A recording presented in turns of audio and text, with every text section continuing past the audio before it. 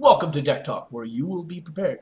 Deck Talk is a weekly educational show where we bring on pro players, commentators, deck builders, and pretty much anybody who's trying to make Hearthstone the #1 esport in the world.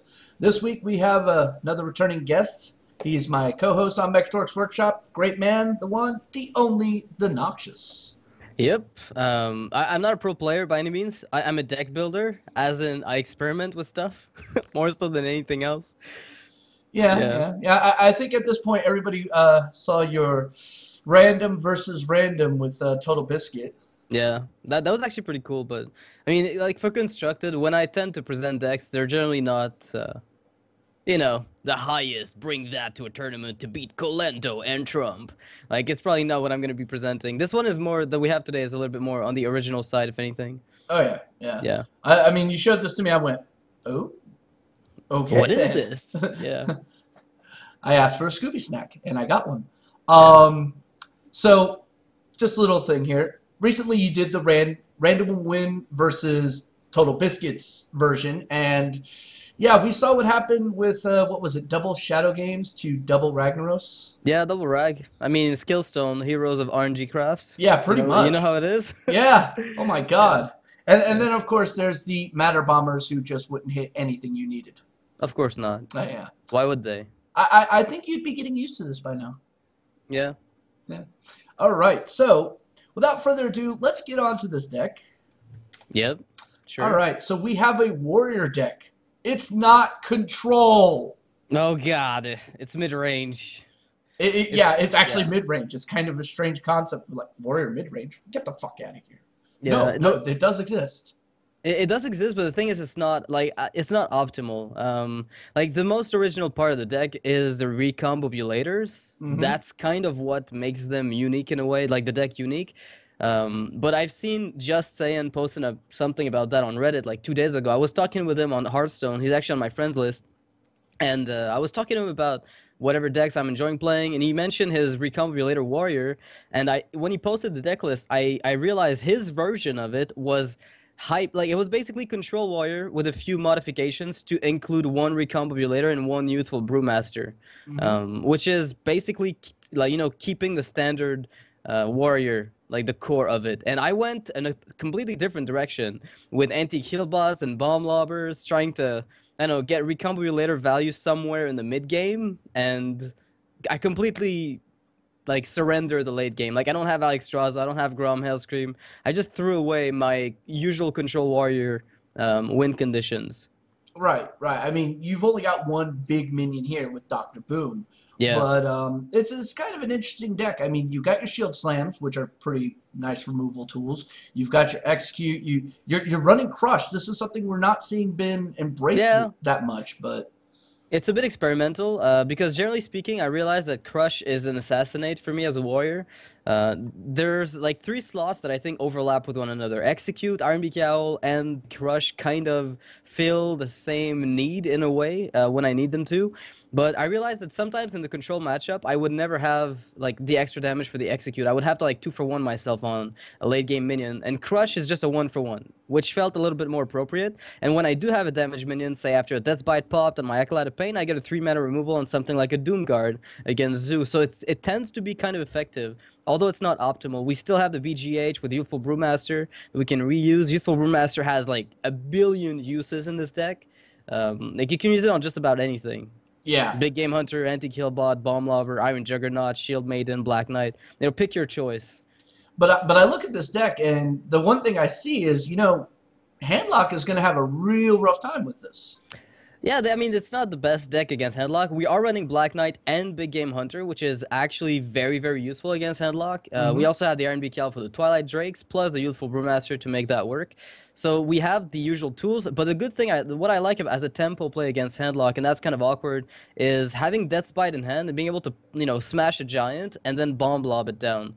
It's not the most common scenario, but when it does happen, sure, you're taking 8 damage, but at least you've gotten rid of a giant, and you have something to contest their maybe Sunfear Protector or Definitive Argus, which don't even trade the bomb lobber. So that's always kind of nice. It's a little bit of a wonky interaction, but it's still kind of interesting. I've liked Okay. it so far. All right. All right. But you did commit a warrior heresy here. There's no Hellscream. I know, no Grom Hellscream, no Alex Straza, which actually Justin was running. He was running both of them because, I mean, Alex Straza is obviously the best target for Recombobulator. Like, Mm-hmm. no argument made. She has a good impact as a warrior, and then you Recombobulate her to any of the 9 drops in the game. Sure, you can get a Nosdormu, you can get a Mal'Ganis, Mm-hmm. right? You can get so many good 9 drops. Like, there's so many good things. And even on paper, technically, Ysera is better. Yeah, once Alex Straza's kind of outdone her battle cry Mm-hmm. value, much like Bomb Blobber and Anti-Killbot, right? You're like, oh, I'm stuck with a body that's not necessarily the most relevant. Whereas getting another 9 drop from Alex Straza would be like game winning at times. Like you can just win the game outright. All right. Well, I think we've talked a lot about what this is and all that. Yep. So why don't we get into some play here? Yeah, sure, why not? Let's do All this. right. So, I'm gonna hop on a game. yep. And we are going We'll to spectate this because, well, that's There's how a lot we of roll. cards. Recombobulator's all over the place. I'm gonna try to explain like to the best of my ability what I'm doing when I'm doing it. But the thing is, I'm still experimenting a lot with this deck. Like, there's a lot of floating slots in the deck. Things that I don't want to run, that I'm running, that I want to cut, just to make it more consistent, right? Mm-hmm. Well, I mean, that's basically what you have to do when you're doing deck designs. You know, you have to test. You know, it's like, okay, is this working well in this meta?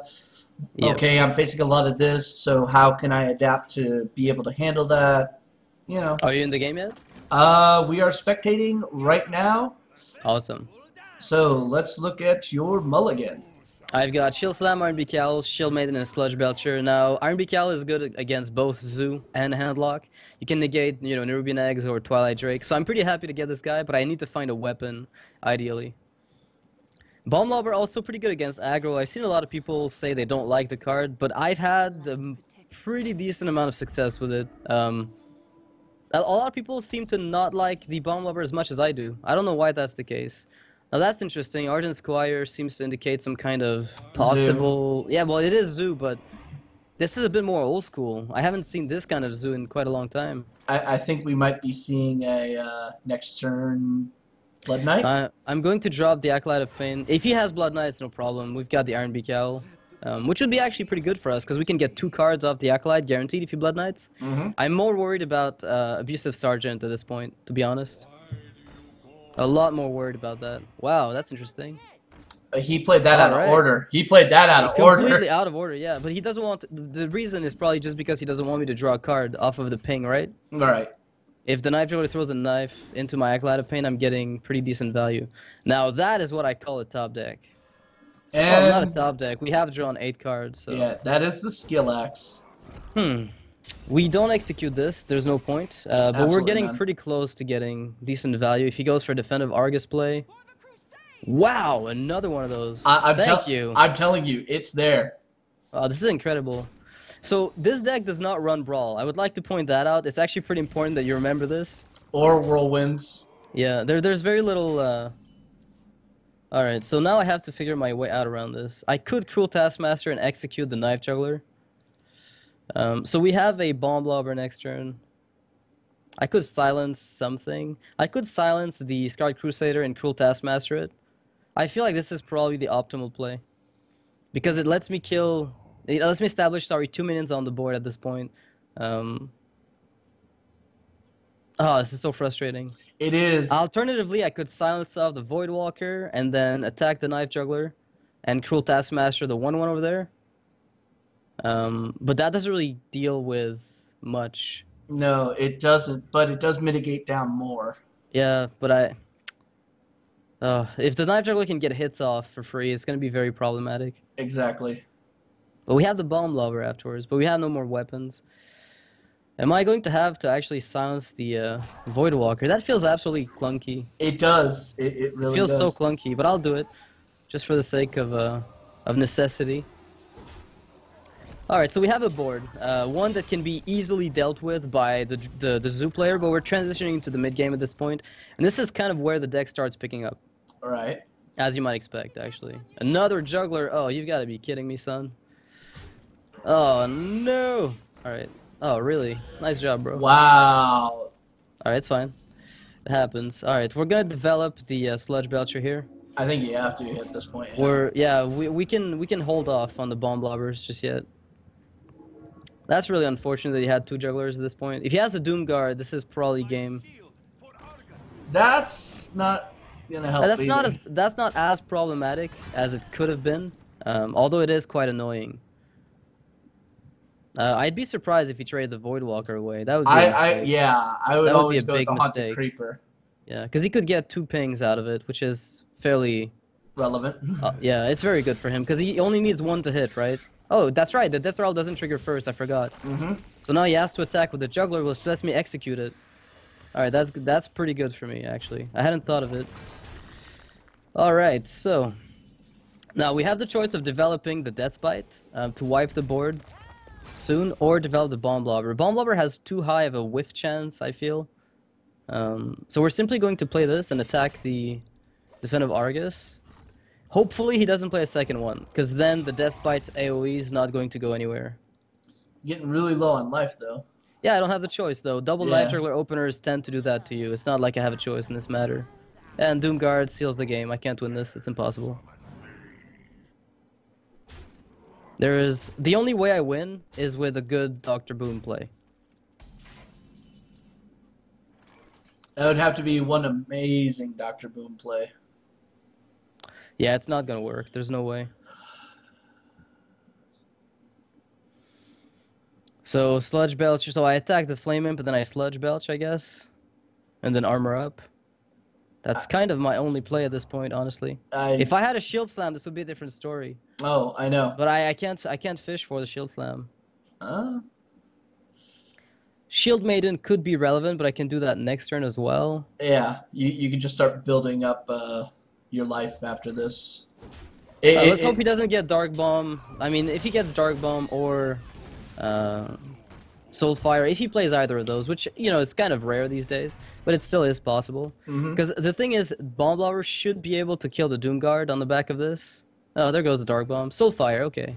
So apparently there's still a guy out there running, like, Zoo 1.0 from back in the olden days.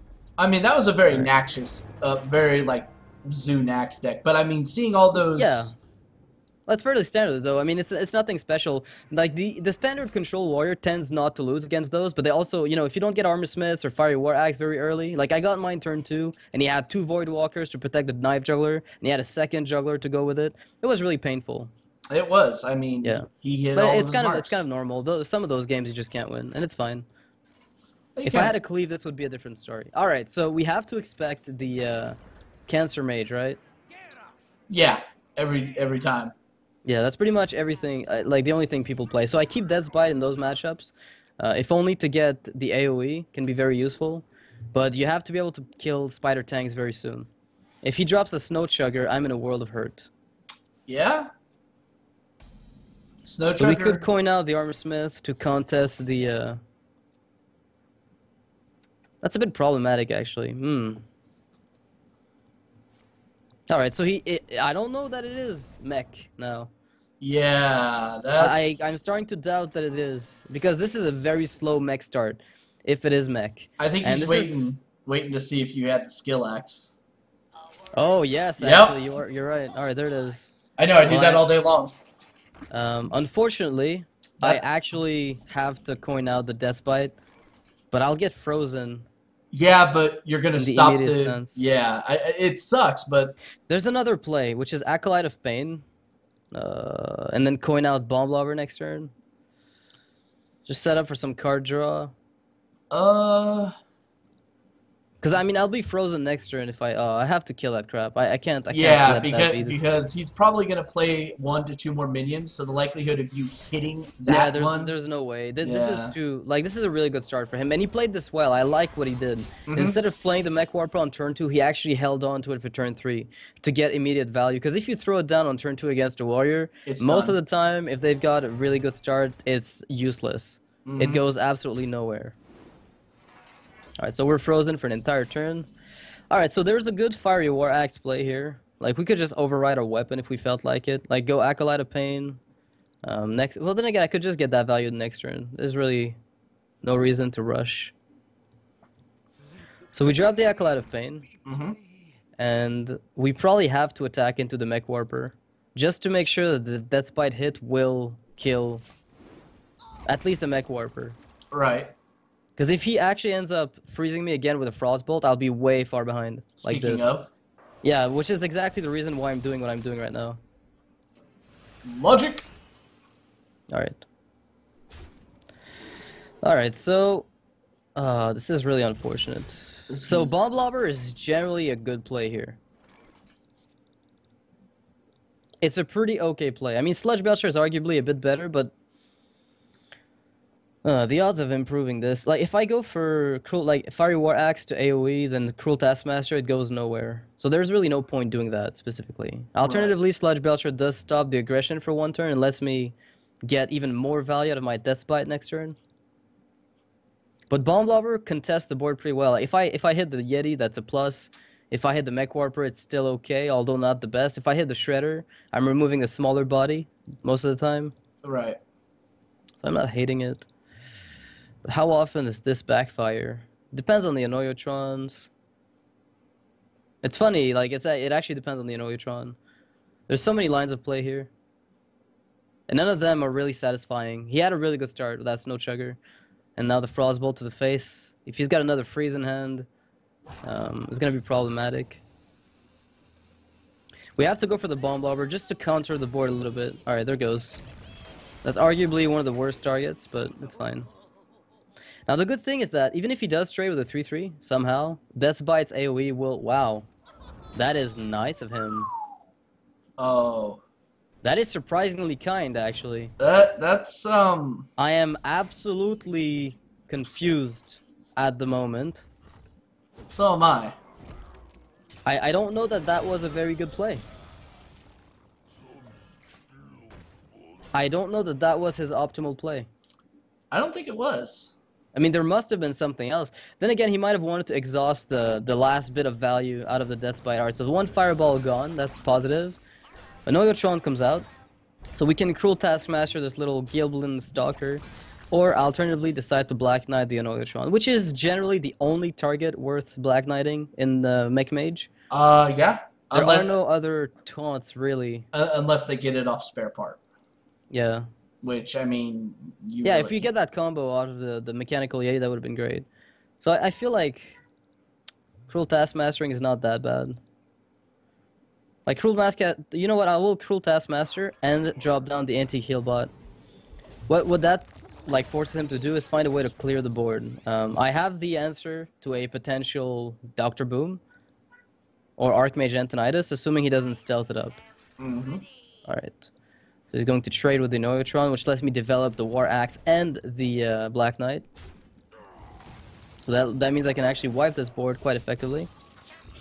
This is not the most amazing use of the Black Knight, but it's fine. All right. Could have been worse. Yeah, the anti-kill bot really puts me out of reach of some of the Archmage shenanigans. A little bit. And we are getting to that point where Antonidas can viably Oh yeah, he has 2 spare parts. He does have 2 spare parts in hand. Right. But he has used already 1 Fireball and 2 Frostbolts. So far the value we have is pretty okay. Flame Cannon here would make a lot of sense. Now, if he actually doesn't get rid of... Wow, this is... Not... What? That's very passive of a play from him. So okay, he's probably trying to set up a Flame Strike. I think he is trying to set up a Flame Strike. So we're going to disappoint and just leave 1 minion on the board for as long as we can. There's no point overextending at this point. Right. I feel like he's the one who has to answer my minions first. And at the moment, unless you get Archmage Antonidas, Finicky Cloakfield on it, and the freeze on a minion, here goes the Dr. Boom. And he surprisingly helped me out with the pinging the Black Knight. Right? Yeah. He did help me out. Yes, he did. Alright, so now we have to decide whether we want to Shield Slam or Crush. I think you should crush it. And well, yeah, I guess because of Shield Maiden, that's that's the way to go. Yeah. Alright. I mean, I've played with... Wow, nice job. Wow. Nice job, dude.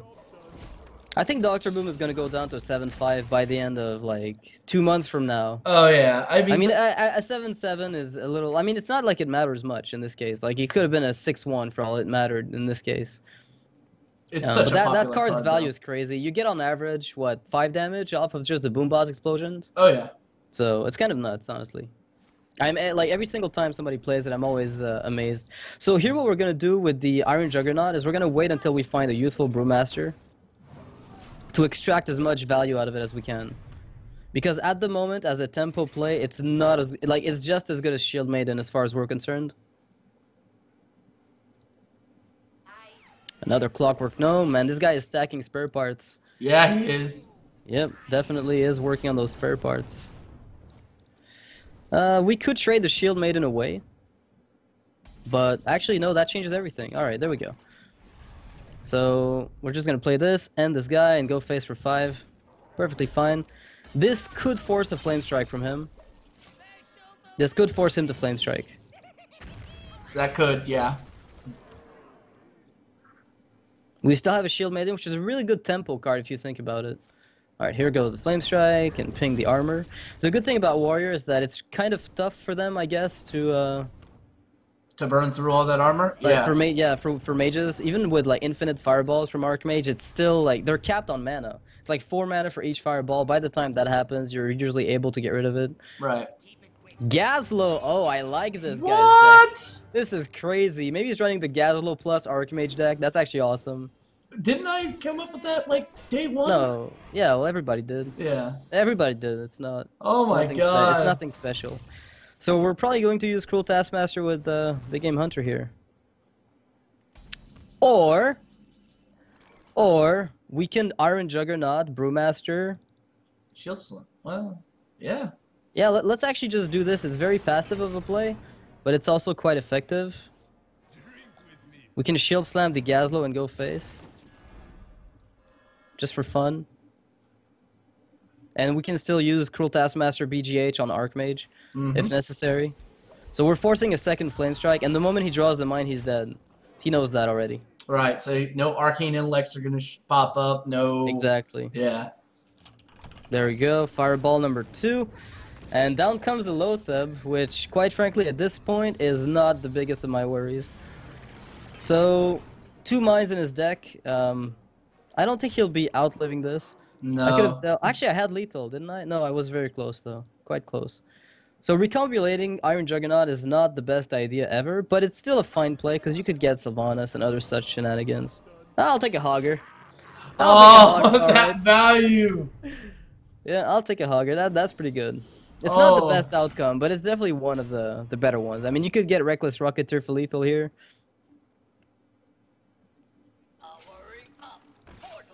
Argent Commander would have been lethal straight up, actually. Ooh. Wind Fury, that's going to help quite a bit. Wow. Because I can, well, he doesn't know I can kill him, but unless he kills one of those two. Woo! If he taunts out the other one. Oh my god! This guy's deck is crazy, but it doesn't matter. Like, as soon as he draws a mine, he's dead, right? I know. Alright, so that is it, right? Unless I'm mistaken. No, it's not actually, because of that stupid Divine Shield. I had him dead without Divine Shield. Because I could have Shield Slammed one, attacked the other, Cruel Taskmaster my recombobulator, and win. Wow, that is kind of awkward. I guess. Wrecked by Divine Shield. Wow. I don't want to Shield Slam. Well, okay. Wow, I'm actually amazed right now. I don't even know what to say. It was a great play on his part. Yeah, it was a great play, but like double enhancement mechanic is not something you expect every day, is it? Well, welcome to rank 11. I mean, I could deal 3 damage to him. I attack with a Youthful, then I Cruel Task the Mech Warper, then I Shield Slam it, then I go face for 3. But he's still dead on Death's Bite anyway, on Burrowing Mine, so I really shouldn't try to worry too much.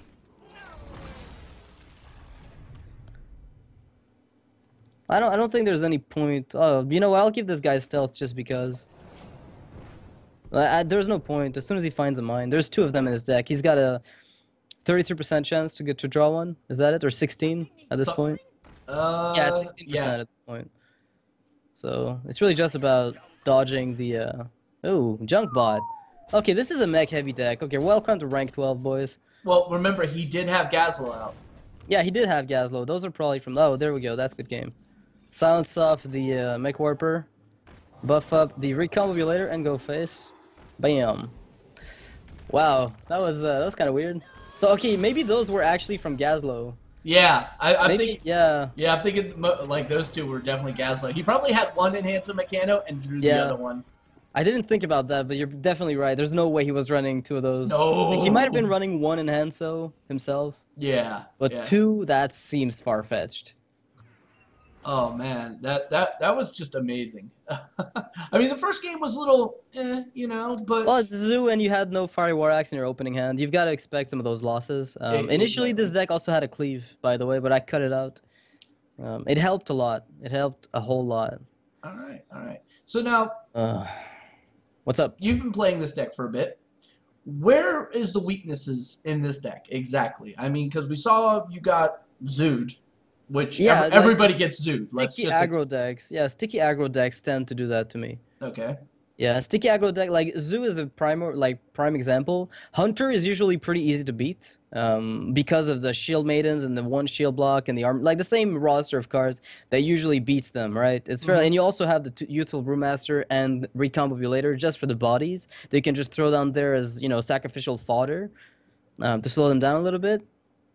And usually manage to weather down most of the aggression. The RMBK Owl has to be kept, unfortunately, for the Savannah High main most of the time. So I feel like the biggest weaknesses of this deck are actual control warrior decks. Although I haven't lost against one yet. I Well, haven't they're yet very lost against a predictable. typical one. They're very They're predictable. predictable, which is why that's why Crush is so good against them a lot of the time. And they like against Priest, it's also sometimes pretty tough to win, but the games extend very long and they get very little value out of most of the stuff that they want to play. Yeah. Um, Now Priest is unpredictable because, well, Thought Steal. Yeah, they can toss you anything, but I've got very little in my deck that they want to mind control or Sylvanas. Like I've got Doctor Boom as the only threat. So the big upside of Priest, which is usually in control matchups, is largely, well, not largely, but somewhat negated. All right. Yeah, All right. So now we get to go to this fun little section, which is, the guest social, where we get to promo you. All oh right. God, So you want to follow Noxious? Check out his Twitter at twitter.com/COL_Noxious. yeah, You want to complexity to represent. you, which unfortunately don't have the logo for that. Need to work on that next time. That's fine. Okay. If you want to check out his YouTube channel, youtube.com/user/Noxious Hearthstone. You'll find a whole bunch of great videos, including Mechatorx Workshop, which is an amazing show. Not that I'm not tooting up my own horn there. And Is it a also, great show? I think I it's a didn't know great show. that. It's an Okay. amazing show. All right, if you say so, I'll trust you on it. It's your show. What are you talking about? All right. And you can also check out his live stream, which you stream, what, 5 days a week? Yeah, 5, but generally there tends to be one day in the week, like today, where some stuff goes down and I can't do it. It seems to be kind of a recurring problem, 4 out of but 7. yeah, 4 out of 7 at least, generally All speaking. right. So twitch.tv/Noxious_HS. Yes, it's very simple to find you. You just type Noxious anywhere and boom, it automatically directs you for some odd reason. Yeah, as it should. All right. So that's kind of amazing. We've been seeing a lot of like innovative stuff. I mean, you've seen some of the Druid stuff that came out. Like we Yeah, saw that the mill. first season was boring. Like I Yeah. feel like the first season of GVG was very, very standard. Like most of the stuff you saw was just the same old rehashed content. But second season, people have been, I guess, a little bit more innovative in a way. They're trying a bit harder, I guess, to Yeah. Well, I mean, new stuff happen. whenever a new like thing comes out, like I've experienced this with Magic the Gathering many a times over. You have your adaptive phase where people are taking what they know from the previous meta and trying to adapt it with the new cards and trying to make that same version. Exactly, yeah. And then after that, people start hitting the epiphany phase, which is like, I've got an idea. Yeah, let's try to actually make it work instead of like, modifying 2 cards out of handlock and calling it a new deck. Like they're actually starting to innovate for real. Like stuff you haven't seen suddenly comes up. And that's what I think is the most interesting. And Now, like the version of Just Saiyan that he posted on Reddit is definitely one like of the deck that I just played is definitely one that you want to check out. If you like the archetype at all, that's probably the one you want to be playing very heavily.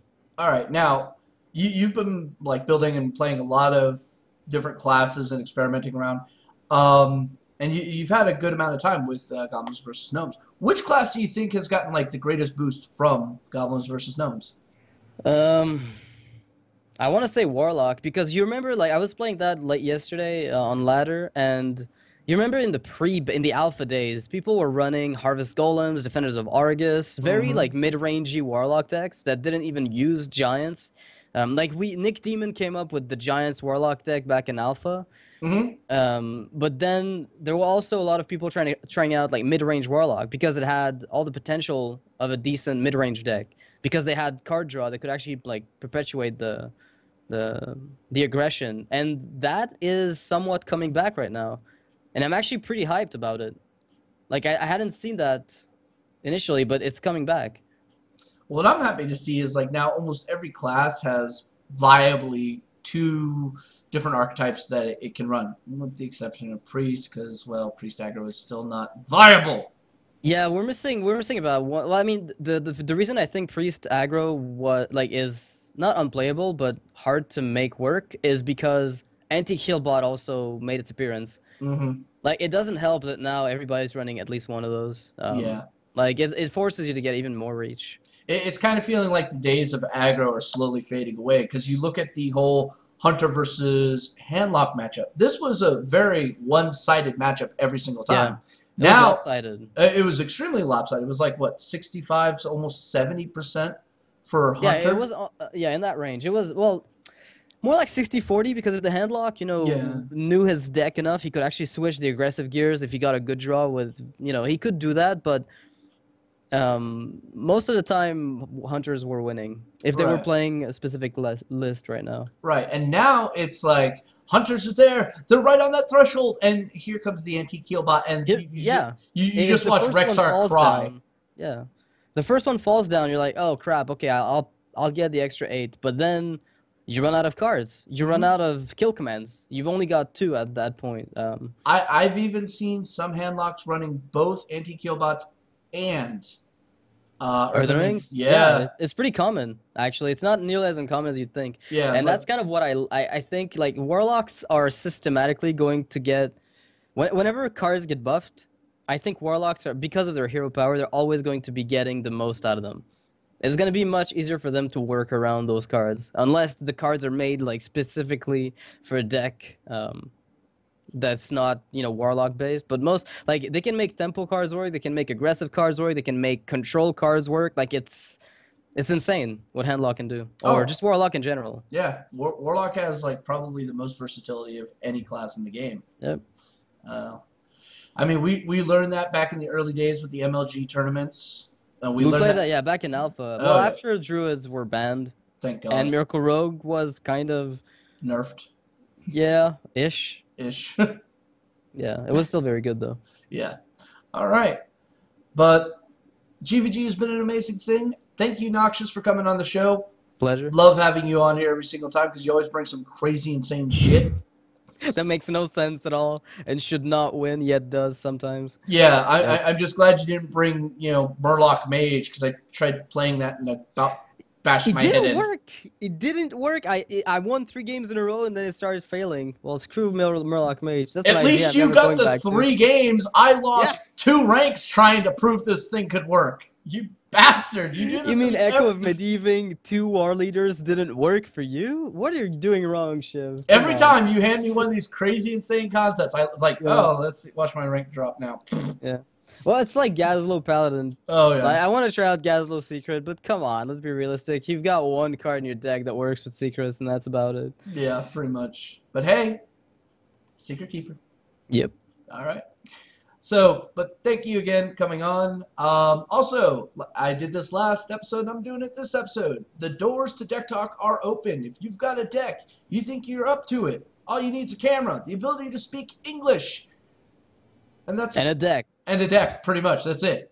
Come on down. Yeah. You can find my email. It will be in the description down below. So hit me up, show me what you got, and if I like it, I'll put you on. And trust me, Awesome. I'm very easy to impress. Like Yeah. you could literally wrap a deck in a sock puppet. I'll go, ooh, Nice deck. You want Yeah. to talk about it? yeah, pretty much. All Awesome. right. So, uh, also, don't forget, like, subscribe, do all those things you got to do. Check out Noxious on the stream. Follow Complexity, all that other fun stuff. And don't forget, every Monday, Mechatorx Workshop when, everything goes on schedule. Yep. By the way, what is this week's episode going to be? Cars that fetch other cars or tutor. Yeah. Tutors. Tutors, It's gonna be yes. kind of nice, hopefully. Hopefully. Anyway. All right. Anyway, thank you. I love you. Till next time, good luck. Play safe. And watch out for that cold. Yeah.